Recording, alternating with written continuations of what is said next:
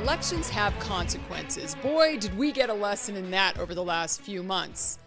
Colorado's General Assembly, which is the state Senate and the state House combined, they meet annually, beginning in January and continuing for 120 days. That limit was set in 1988 after years of arguing over how long and frequent these sessions should be. There were nearly 700 bills introduced at the Capitol this year, 220 of them making it through the General Assembly to Jared Polis and are now waiting on his desk for sign-off, many of them anyway. The government takeover by the Democrat Party in Colorado is on overdrive. Polis had already grown the government by 25% in his first term. Coloradans just want to live our lives, do our own thing. But the overwhelming overreach added in just this one session will move us even further from freedom. But let's take a moment to celebrate some wins from the session. Yes, there were some. I want to start on a positive note and congratulate my dear friend Marilyn McLean for a huge win at the Capitol this year. She has been leading Moms Fight Back, the charity I founded back in 2013, and her tremendous efforts have led to the passing of two critical bills in recent years that are keeping children safe and addressing a corrupt family court system here. First, there was Julie's Law, named after her daughter, who was abused by the court system for years here, and second, Caden's Law, passed this session. Both bills focus on domestic violence training and oversight of the courts when it comes to children being abused and victimized by the courts. Another good bill that was passed, but not before some drama on the House floor, was House Bill 1135, which states that if signed by the governor, indecent exposure will be classified as a felony. That should be a no-brainer, right? As it is, in the moment, child sex crime in Colorado is classified as a misdemeanor. In the past 4 years, 90 cases of indecent exposure in front of children have been filed statewide. The average age of the victim is 11 years old. The bill, sponsored by 3 Democrats and 1 Republican, received bipartisan support, but was only opposed by Democrats in the House. 27 Democrats voted against the bill, and only 18 voted in favor of it. Democrats voting against this bill, they should be ashamed. Bills like the ones I just mentioned are the ones we Coloradans should be focused on, doing good things, making a difference for the children, for our communities, for the people of Colorado. The ones I'm about to mention, not so much. I've nicknamed the 2023 legislative session the session from hell. At least it was for those of us that appreciate a small, effective government that respects our freedom and our individual rights. I am proud of our Republican representatives and senators and citizen activists. I'm proud of everyone who testified and reached out to legislators.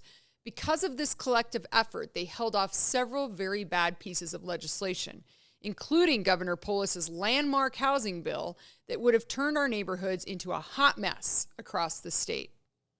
With so many missteps by the party in charge, it was incredibly hard to pick bills to tell you about today that were good or bad.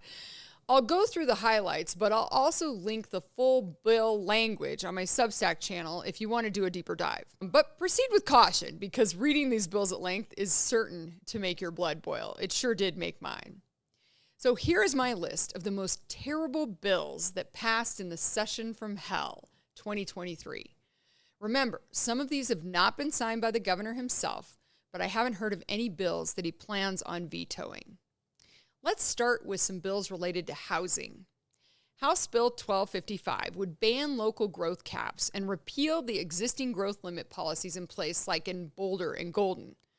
Local control is always best, and this is a power move by the governor and his bureaucrats to override that. It's not cool, and most mayors, even Democratic ones, were opposed. Next, under House Bill 1233, home builders would be required to include electric vehicle charging infrastructure in newly built single-family and multifamily homes. Not interested? Too bad. They don't care. This drives up the cost of a new house for everyone, especially folks that don't drive electric vehicles. Let the free market do its thing. If someone is going to buy a new home and wants this feature, great, they can pay for it. But stop forcing your Green New Deal on everyday Coloradans. House Bill 1190 would make it possible for local governments to purchase multifamily properties defined as 5 units or more in rural areas and 15 units or more in urban and suburban areas that were built 30 years ago or more. The local governments would have to pay fair market value for the properties, but why on earth are local governments getting into the real estate investment game? That's nonsense. They can't teach our kids to read or write or make our roads drivable, but they are going to make big housing investments? Not sure who they think this will benefit, but I promise you it's not the consumer. It's not you and me. I know that. Now let's talk about skyrocketing property taxes and our precious Tabor refunds. Let's start with House Bill 1311. Colorado taxpayers will now receive a taxpayer's Bill of Rights refund check for 1 year only, just in time for you to lose your Tabor refunds forever.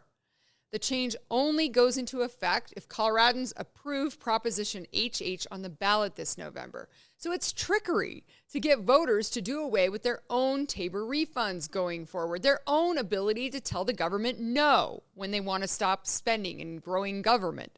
It's basically taking $1 from your bank account, putting it in your own wallet, and calling it a good deal. It's smoke and mirrors. As if that doesn't attempt to bribe Coloradans to vote for the ballot measure, they're also pushing through House Bill 1290, which would sneakily ask Colorado voters in November to let the state keep about $24 million in tax revenue collected through tobacco and nicotine taxes for Colorado's new universal preschool program. If voters reject the proposal, the money will be refunded directly to the tobacco industry. Here we go with the drama. Polis is saying, fund my precious preschool program or the money goes to cigarettes. It goes back to cigarettes. But what about giving the money back to taxpayers and letting them decide what to do with it? Did that ever occur to them? Of course not. Now, let's talk about our kids. There is a lot to unpack here. House Bill 1003 is one of the most protested this session. Parents across Colorado are furious that schools are asking private, invasive questions of our children and deciding for themselves if our children need treatment, aka indoctrination sessions. This bill would create a mental health screening process for students in all public schools beginning in the 6th grade, asking very detailed questions about the children, their parents, their sexuality, their personal preferences. If they find that a student's assessment shows the school determines they need treatment, their parents would be notified and given information about therapy resources, but could not deny it if the school convinces the child that they really need it. Forget about parents finding the right option for their children or being in charge of their child's precious well-being. You and I both know that the student will get the desired treatment, aka indoctrination, that the bureaucrats want. They'll make sure of that. Parents' opinions be damned. It's just our kids' mental health. It's no big deal. Then there's House Bill 1249. This very controversial bill will grant immunity to 12-year-olds who rape other children, attempt to murder their classmates, and or commit other violent crimes, as well as reduce consequences for crimes committed by 13 to 17-year-olds. Pretty much everyone in the juvenile justice system disagrees with this bill, except the criminals and the politicians, of course. Senate Bill 188. Already signed into law by Polis, protects people in Colorado who receive, facilitate, or provide abortion or gender-affirming care from criminal prosecution or lawsuits initiated in other states. Someone can bring a 10-year-old to Colorado to have a sex change operation or abortion without any consequences. Didn't we used to call that kidnapping? The law prevents state courts, law enforcement, and regulators from recognizing or participating in out-of-state criminal or civil investigations into abortions or gender-affirming care. Lovely. This leads me to the new abortion laws. Here in Colorado, we already have the most liberal abortion laws in the country. Abortion until a baby's birth date. No questions asked. And yes, it's true that women are having abortions here in the late weeks of pregnancy at record numbers. In the governor's race, I hope that we could come to a compromise as Coloradans, that the majority of us could agree that aborting a baby in the final weeks of pregnancy was intolerable. If a mother's health is at risk, deliver the baby. But there is no reason to kill a baby that can survive outside of the mom, especially with the rising infertility rates. Polis went all in on this, and now he's pushed the legislature even further. We are now an abortion tourism state, and he is proud that we have the most aggressive laws supporting abortion in the world. But there was more to do, more extreme measures to pass. Let's take a look. Senate Bill 189, it requires large employer insurance plans to cover the cost of abortions without policy deductibles, co-payments, or co-insurance starting in January of 2025. Now, the only ones exempt are government employers, as the state is not allowed to spend taxpayer dollars on abortions, and employers who claim abortion is against their sincerely held religious beliefs, for now. You know, there's only one bucket of money for business owners. The more programs and requirements the government forces them to take from that bucket, the less money there is to pay employees more and give them perks and keep costs low for customers. That's not even considering the moral dilemma this poses for businesses. This next measure is quite hypocritical in my opinion. Senate Bill 190 outlaws the abortion pill reversal treatment until the state's 3 medical boards determine whether the treatment is a generally accepted standard of practice. The boards have until October 1st to make a decision. So an abortion is considered safe for a baby in the womb, but a pill to reverse an abortion is concerning? Clear as mud. Yet, killing a baby in the final weeks of pregnancy, not concerning at all. The world has gone absolutely mad, especially our politicians. Let's look at some stats. Abortions completed by taking a pill account for over half of abortions in the U.S., over 60% in Colorado. There's also been a growing number of women who change their minds after taking the first pill of 2 that terminates the pregnancy. If a woman no longer wants to continue the abortion, they can use the abortion pill reversal process to stop it. But Polis and the Democrats, they can't stand the thought of a woman changing her mind. It's about choice until that choice goes against their agenda. What hypocrites! What are they so afraid of? It's just sick. And speaking of sick, let's talk about how the legislature just made our crime and drug problem far worse here in Colorado through the bad bills that they just passed. House Bill 1167 gives immunity from prosecution to those who have aided in someone else's drug or alcohol abuse. Now, rather than it being a level 3 or level 4 drug felony, it would be a level 1 drug misdemeanor for someone to unlawfully distribute, dispense, transfer, or sell certain controlled substances, but only if the person reports the overdose, remains at the scene, and provides their identification to emergency responders. So don't worry about selling drugs to kids or to the homeless, Mr. Drug Dealer. If you just stick around while they die, we'll let you off the hook. What on earth are these people thinking? These are drug dealers. They are fully aware that their actions could kill someone before they distribute anything. But there's no accountability, no consequences. How many children have to die before we start taking this seriously? These lawmakers have lost their freaking minds if they think this is a tangible way to address our skyrocketing crime and drug problem. I'm sorry, but voters have also lost their minds to elect them. I met so many families that lost their loved ones to fentanyl poisoning and drug overdose. If only the politicians passing these insane laws would meet them and hear their pain, they sure as hell wouldn't pass a bill like this.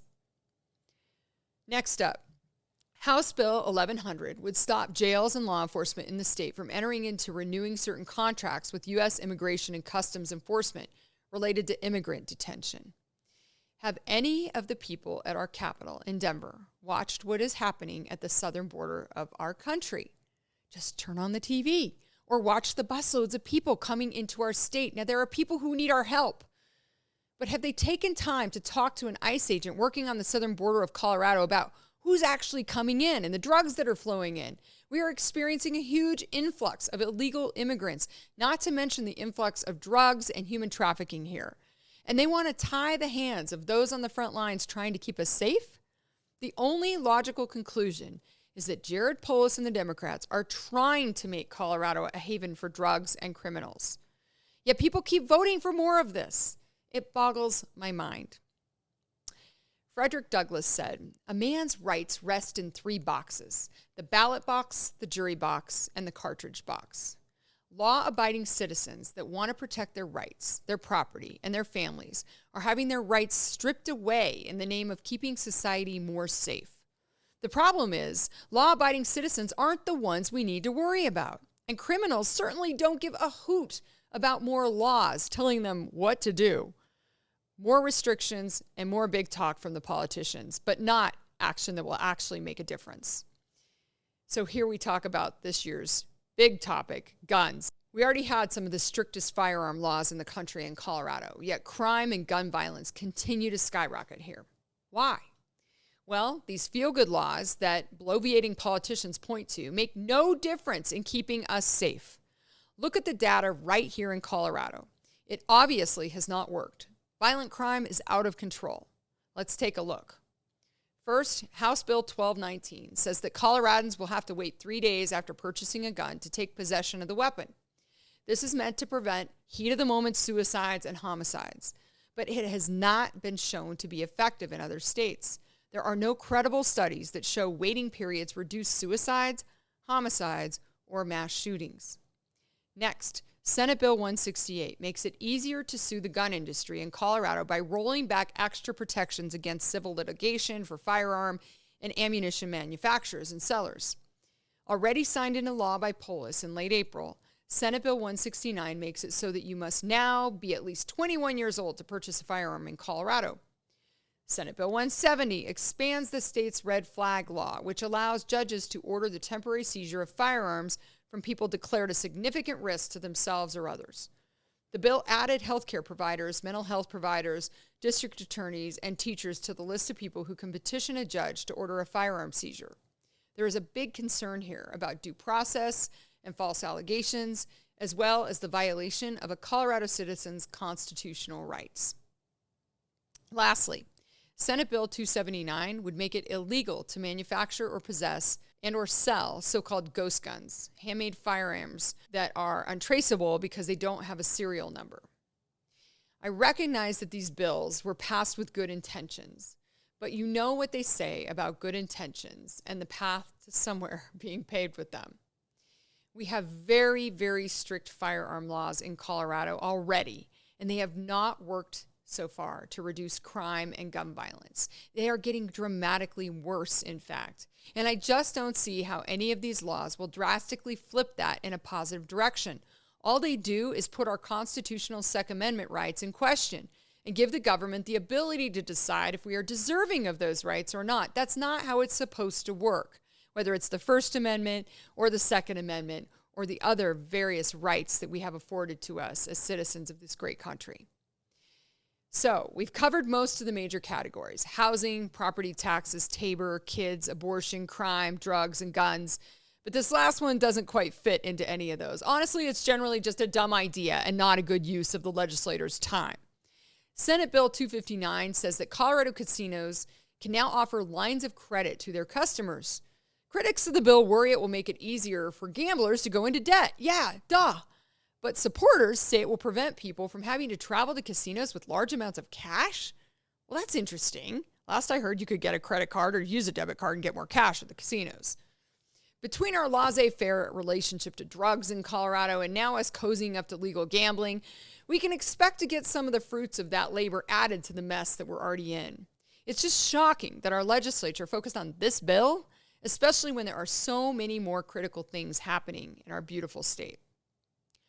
So, my message to voters now: when politicians tell you who they are, believe them.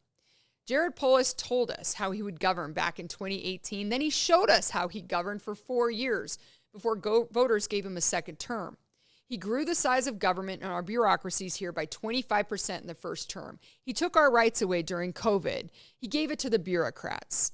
Crime and drug problems have skyrocketed while he has been in charge of our state. Our kids' ability to read, write, and do math at grade level has dropped in his term.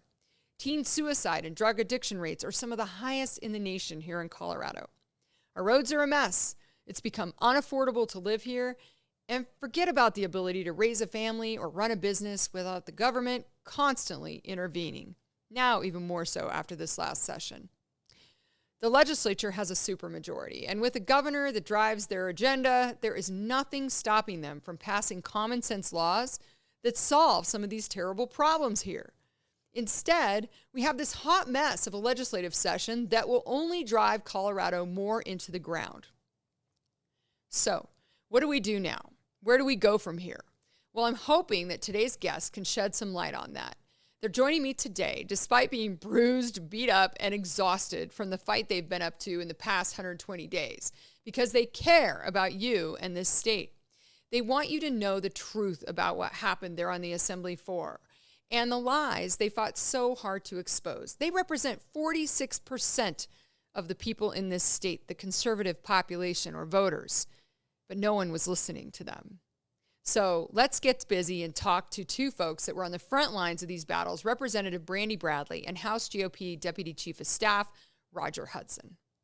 Hello, everyone. I am so honored and excited to welcome my friend Brandi Bradley, who is a warrior. She represents House District 39, which is the best district, right, Brandi? Because I live here.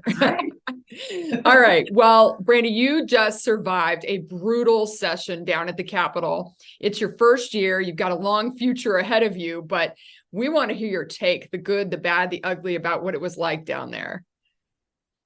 The good? Was there any? There were a couple bills that passed that were good, like the indecent exposure one. Such a no-brainer, and 27 Democrats voted against it. Like protecting pedophiles? That's crazy.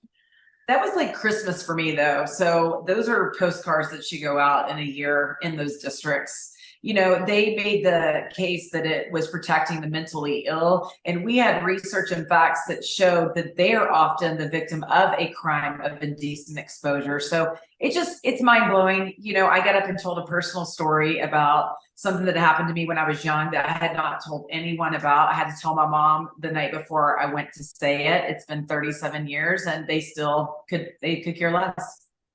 That's what it seemed like. I mean, so many people went and testified at the Capitol or submitted testimony or went on Zoom to testify. They're looking at their phones. They're not paying attention. It doesn't seem to make any difference. How do we keep people engaged and helpful if they don't listen? Well, they don't listen. We have to vote them out. Honestly, we have to go into those districts. We have to have some grassroots people that are willing to fight and willing to stand up. They're not listening. They're told how to vote. I had 2 different text messages when I had my COVID bill that was preventing minors from being vaccinated without parental consent.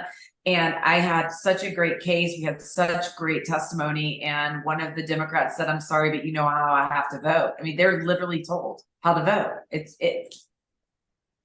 I have no words. Yeah. And for all the talk of Jared Polis being a libertarian and all about local control and giving freedom to the people, what a joke. I mean, every bill they passed took away our freedoms and made it harder to live in Colorado, raise a family, run a business. They pick winners and losers there. And this year, what we were seeing was often they'll run 5 bills at a time, kind of going against a population of people. And this year was the landlords.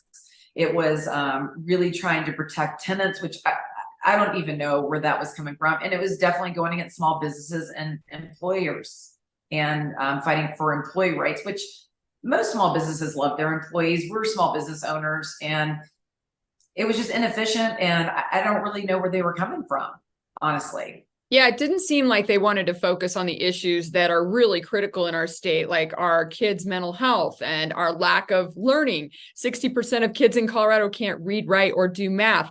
Wasn't discussed much at all. And the fentanyl issue. And in fact, they were passing bills that made it worse, that you can't support ICE. They can't renew contracts. They can't do more to stop the illegal flow of drugs and human trafficking into our state. The list just goes on. And the things that they focused on were mind-boggling. But the problem is the everyday Coloradan, they were trying to run their lives and run their families. They don't have time to pay attention to what's happening down there. And like we just said, even if they do, going down and testifying, it doesn't seem like they have a voice. So how does it feel to be a voice for the people down there that really have a different opinion about how things should be done? Well, yeah, I mean, we represent 46% of the population, the conservative party, and in most of the land mass in Colorado. And for them to shut down our ability to represent our communities with Rule 14 and Rule 16 is very frustrating. I will tell you, I know people are frustrated that their voices aren't being heard, but you are doing something. You're getting other people to get down there and testify. And the more we do that, the more we get the message outside of that Golden Dome. And I'm really proud of people like you and and other conservative radios that are trying to get the word out. We have to wake people up and let them know. It's funny, my husband has a tree company, and whenever he goes to different people's homes, he'll tell them what's going on at the Capitol, and they have no idea. And sometimes these are unaffiliated Democrats. When he says, my wife is running a parental rights bill because at 12, you can have an abortion or have gender affirming surgery or opt back into a mental health school assessment at the age of 12 behind your parents' backs. People's minds are blown on any side of the aisle. Brandi, what were people most fired up about this session from the constituent perspective? I thought it was going to be guns, and rightfully so. I think people are just tired of their Second Amendment rights being stripped. The abortion bills were definitely very frustrating for people because we already have some of the most liberal abortion laws in the state. How much further can we get? But I'll tell you, the land use bill, people were very fired up about that. And the wolves. I got a lot about the wolves as well. And I'm hearing that he's going to veto the wolf bills. Wow. He does not have a pulse on the people of Colorado. He doesn't. Brandi, what was a day like? What's a day like in your life now, managing your family and your business and being down at the Capitol? You guys worked such long hours. We did. I don't think people understood. I think a lot of, even my friends thought that I was just doing that part-time. I mean, we were working until 10 o'clock at night, getting there at 7 o'clock in the morning. I mean, you're talking about 14, 16, 18-hour days, and then driving home, which it's not efficient and it's not safe. So why does that happen? Like, how do we get back to a more reasonable way to manage the legislature? I mean, is it going to every other year? Is it longer sessions? Or is it the same, just being more disciplined and more collaborative and working together on bills? I think a little bit of both. Stephanie Locke, the representative from Penrose, tried to pass a resolution to bring to the people. Why do we need 600 new bills every year? We don't. It is the most, what I think? People that run for legislation should have to have run a small business because they have clearly no concept about how an efficient machine runs. It's like on Monday, 9 hours of doing nothing while we waited for them to prepare amendments for 303 and knowing nothing that was going to come our way. And we literally just sat around. I mean, those are times that I could be working and doing things to make money for my household. Yeah, or spending time with your kids, going to their baseball games, or, respecting the fact that you have a family also, and forcing you guys to work on weekends. And just, the games that they played were incredible. What's it like on a relationship basis? Do you guys talk outside of there? Like, as a regent, there were 9 of us and we spent a lot of time together. And obviously there were 5 Democrats, 4 Republicans. Overall, we got along pretty well. Is that the case, or is it very contentious down there? I think for me, it was trying to spread that mustard seed. And so trying to find little things that I could talk to people with. You have to have a short memory. I don't typically have that. If you vote against a parental rights bill and you're going against what I think is the best way to protect children, that's a hard pill for me to swallow. So that one took me a while, but yeah, you just have to have a short memory and try to find some sort of balance and bipartisanship if you want to pass bills that will help your community. But it takes a lot of grace. Grace is a good word. Boy, you have a lot of grace. You have a lot of fire and you have a lot of grace. I know that about you. And I have a lot more fire than grace. So. Well, that's why we get along well. Brandi, what does your summer look like? How do you spend your time now that you're back in your district? We are going to host a town hall on May 22nd. I have a golf tournament for Parker for their rehab facility there. Just being in the community, just being with constituents, learning what's happening with them, the bills that they want to see legislation try and pass, and then soaking up time with my 4 boys. I can't wait. Brandi, one of the things we like to do on Unleashed is talk about a truth and a lie. What is a truth that you want people to know and a lie that you want people to know about what happened in the last 120 days? Probably the truth is that we all do really get along, the 19 on the conservative side, and there's some really good Democrats that I have found some common ground with. So, to say that it's this contentious place all the time is just not true. And then the lie when we walked out in protest the other night because they would not let our amendment be heard, and then they Rule 16'd us so we could not speak on their surprise amendments for 303. We walked out, we stayed on state property because technically if the sergeant at arms wanted to bring us back in, we would have to go back in. So we're on state property, and Polis yesterday put it out in the media that we went to a bar. Oh, goodness gracious. He is a piece of work. He was probably at the bar crying over his beer because his big land use bill got killed. So all this power he apparently has didn't do a whole lot of good there, but thank goodness it didn't pass. That was my favorite part of session, that 213 did not pass. Yay, let's take the small wins. That's right. Brandi, I don't want to keep you. You need to get some rest. My gosh, you just got done, 24 hours ago. So we so appreciate you coming on and just giving us a little perspective of what it's like. And if people want to reach out to you or give you some feedback, how do they do that? Oh, I would love that. And my email is repbradley, BRADLEY @gmail.com. They can always call me 303-961-8561. Happy to talk anytime. So. Well, and I hear now you can block people on social media, so that ought to be fun to watch play out with all the politicians. Right.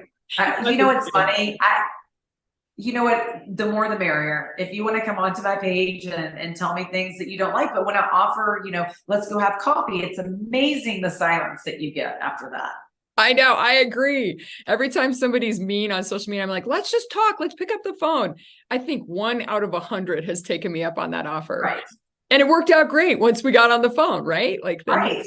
Talk as human beings. But, well, thank you, Brandi, for all you do. We are so proud of you and grateful for all the work that you put in. And if you need our support, you just shout out and we'll let the masses know, okay? Thanks, Heidi. I'm grateful for you as well. Thank you for having me on.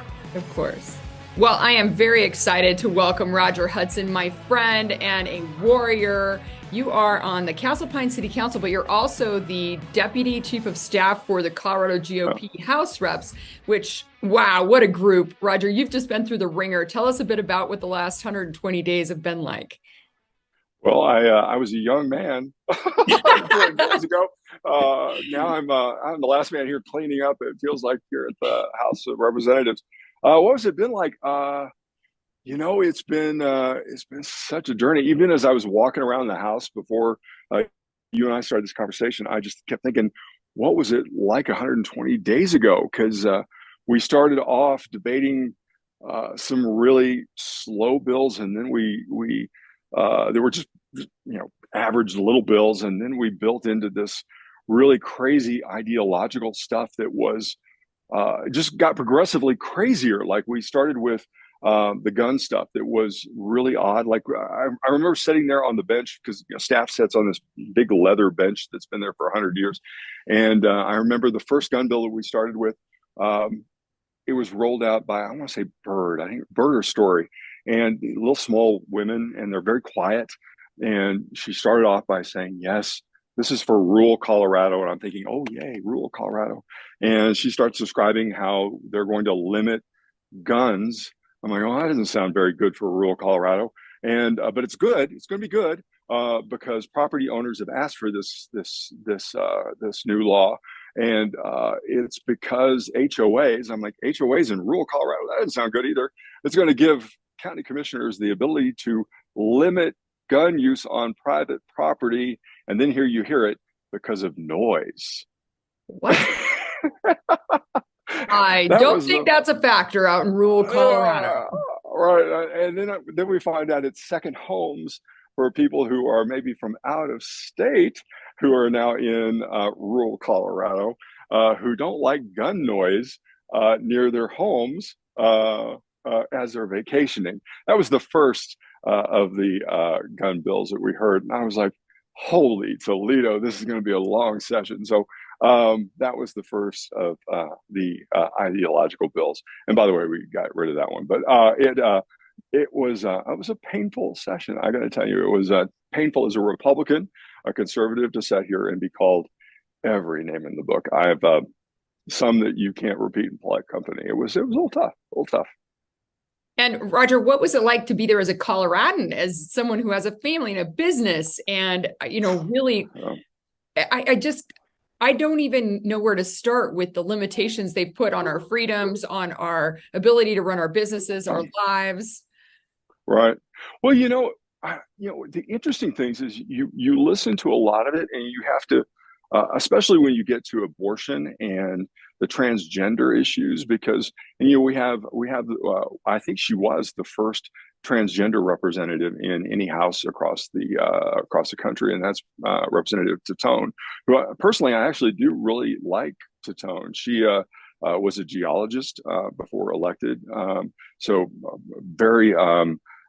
Had a very robust career, used to jump out of helicopters to go down to oil platforms, and has a gun locker in her home, has ARs in her gun locker. I mean, has a robust personal life. So to hear her talk about her life, and then to hear the laws that she puts forward don't quite match up as you hear personally and then legislation. So to hear some of the ideological things that are said here and then hear them argued, you don't hear so many women. And remember, this is historic. We have an historic number of women serving in this legislature.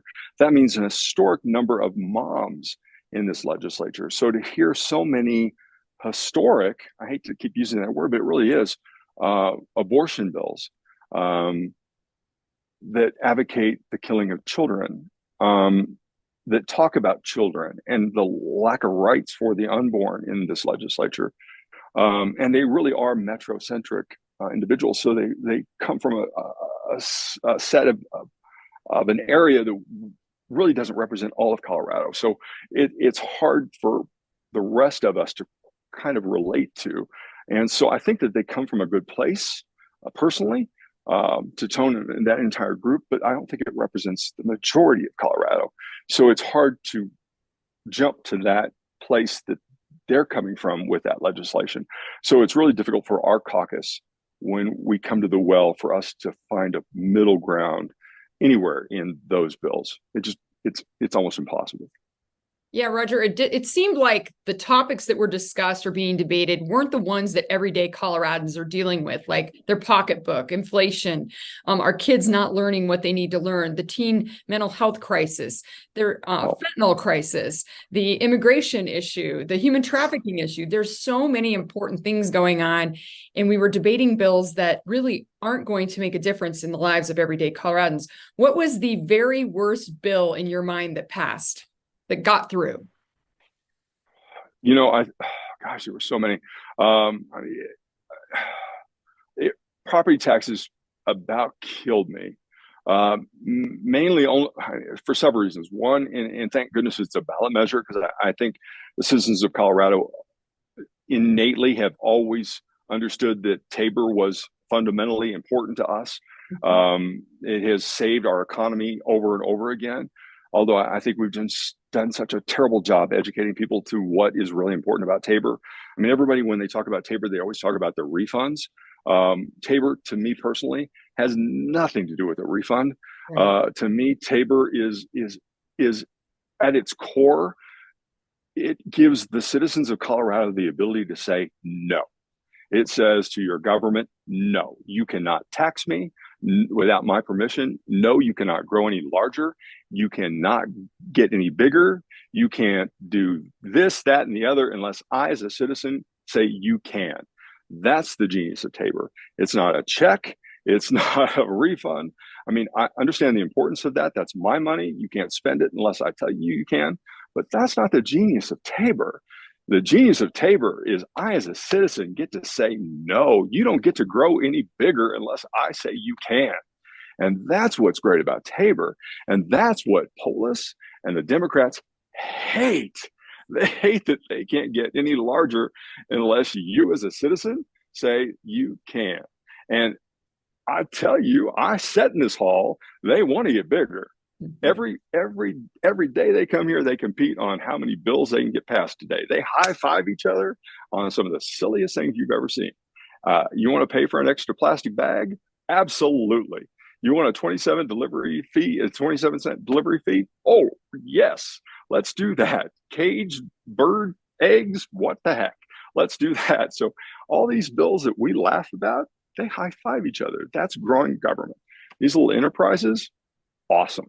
You know, it's our ability to say no to government is what's wonderful about Tabor, and it's what's unique about Colorado. So to me, 303, that just about killed me. Although some of the stuff that was so anti-child, just, I mean, beyond abortion, just 1135, just couldn't imagine why you would not say indecent exposure, knowingly masturbating in front of a child in a park or in a playground or near a school should not be felonized. And we had one representative in this hall filibuster against children for pedophiles. Who does that? Who? And we're stunned. I mean, what? We have to sit and listen. We have to sit and listen to that.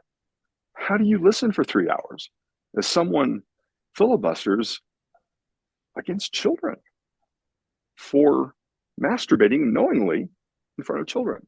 That's and disgusting. the argument is we don't want to give them a felony because they may need housing later. And you don't want to give them a felony because they may need to get a job. It's hard to listen to. Yeah, it seems like kids were only on the agenda to provide harm to their relationships to their parents and their schools, their families, and our kids are hurting right now. As you know, we have one of the top suicide rates in the country for children, one of the top drug addiction rates for children. We are leaving parents out of the conversation. There's a couple lawsuits going on in Colorado about parents not knowing what was happening. Erin Lee and her family are going up against the beast of government to try and take back parental rights. I'm very proud of her for doing that, her and her husband. This is a special moment in history for parents to stand up and protect their rights as the ones who direct the healthcare and well-being of their children. And one of the bills that passed was a seemingly innocuous bill about, let's do a mental health survey of kids. And if they're 12 or older and their parents don't want them doing the survey, they can still opt in and they can get mental health support, counseling without their parents' approval if they need to. That's insane. Like, what? Why on earth do they think that a school administrator, or even a teacher, we love our teachers, but nobody knows their child better than a parent? And to put that wedge there is one of the most damaging bills, I think, that was passed in the legislature this session.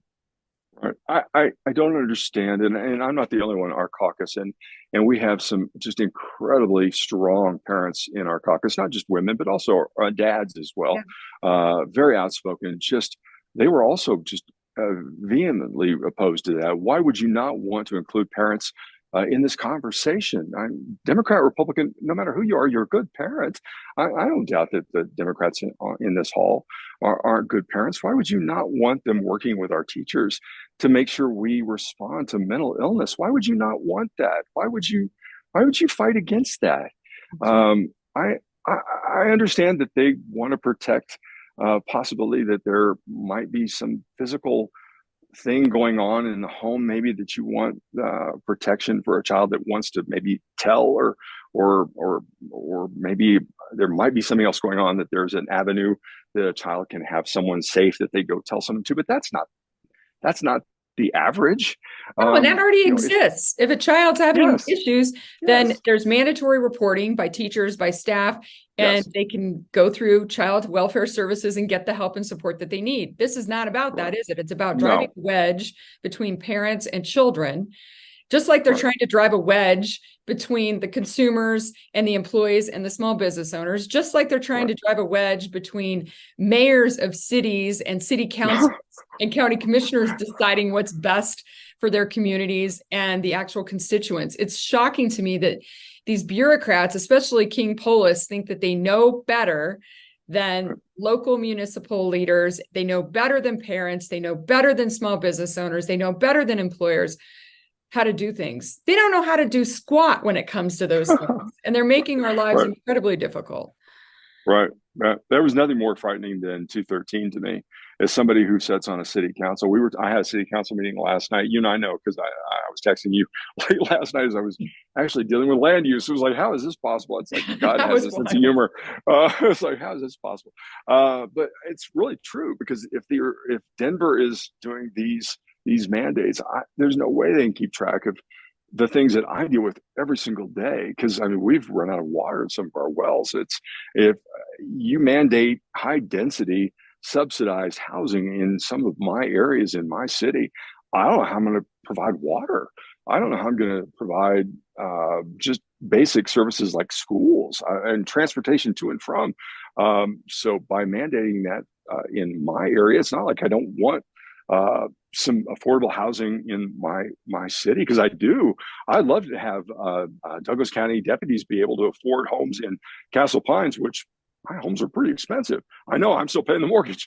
So I would love to have wait staff there, teachers there. I think there's great value in having those individuals who work in my community to live there too. I think that would be great. I would love that. But I don't have space right at the moment to be able to do that. But the answer isn't paying Denver to do another study in my city. And by me having to pay for this, and that's what this thing is, I have to do reporting and studies, and I have to send all that to Denver for them to make decisions to then tell me where I need to put stuff. I don't need more bureaucrats in Denver telling me what I need to do in my city.